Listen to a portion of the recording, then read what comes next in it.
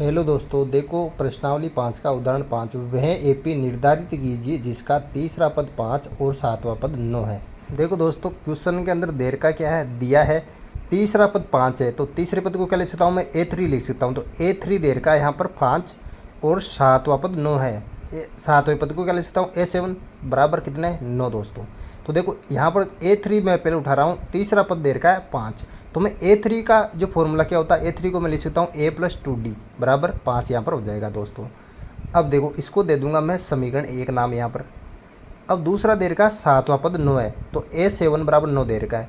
A7 को A7 को क्या लिख सकता हूँ मैं, A+6D यानी कि A+6D लिख सकता हूँ A7 को बराबर 9 हो जाएगा दोस्तों। यहाँ पर इसको दे दूंगा मैं यहाँ पर जो है समीकरण 2 नाम।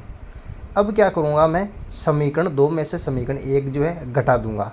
अब देखो समीकरण 2 क्या है, समीकरण 2 है A+6D बराबर 9।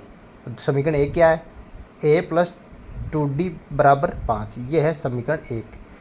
अब इसमें से घटा दूंगा, देखो घटाऊंगा तो चिन्ह चेंज हो जाएंगे। यहाँ पर A+ का था माइनस का हो गया, प्लस के 2D था वो माइनस का हो गया, और प्लस का 5 था वो माइनस का हो गया। अब देखो 6D में से 2D की है तो कितने बचेंगे, 4D मेरे पास बचेंगी बराबर। अब देखो इधर जो 9 में से 5 जाएंगे तो क्या बचेंगे, 4 बचेंगे दोस्तों। अब इधर देखो D के साथ जो 4 है वो गुणा के अंदर है, वो इधर जाके हो जाएगा भाग के अंदर, यानी कि D बराबर 4 बटा इधर 4 गुणा में तो हो जाएगा भाग के अंदर। अब देखो 4 को 4 से मैं डिवाइड करूँगा, यहाँ पर भाग दूंगा तो मेरे पास D का जो मान आ जाएगा वो आ जाएगा 1 दोस्तों। अब D का जो मान है वो मैं रख दूंगा समीकरण 1 के अंदर। देखो D का मान समीकरण 1 में रखने पर, अगर मैं 1 में रखूँगा, देखो यहाँ पर A+2D 2 गुणा D की जगह रख दूँगा 1 बराबर यहाँ पर आ जाएगा 5 दोस्तों। अब देखो A+2 को 1 से गुणा करूँगा तो आ जाएगा 2 बराबर आ जाएगा मेरे पास 5।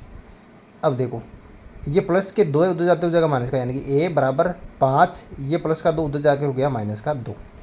अब देखो A बराबर 5 में से 2 गए तो कितना आ जाएगा 3, यानी कि A का मान मेरे पास आ गया 3 और D यानी सारों अंतर हमारे पास आ गया 1। अब जो मैं AP ज्ञात कर लूँगा दोस्तों आसानी से। देखो A बराबर प्रथम पद आया हमारे पास 3, तो 3 आ जाएगा प्रथम पद। अब देखो दूसरा पद 4 कैसे ज्ञात किया मैंने, 3 में सारों अंतर 1 जोड़ दिया मैंने तो 4 आ गया। फिर जो है तीसरा पद 5 कैसे निकाला, तो अब जो है 4 के अंदर मैं 1 जोड़ दूंगा, ये आ गया मेरे 5। तो ये AP मैंने ज्ञात कर ली 3 4 5, वेरी सिंपल।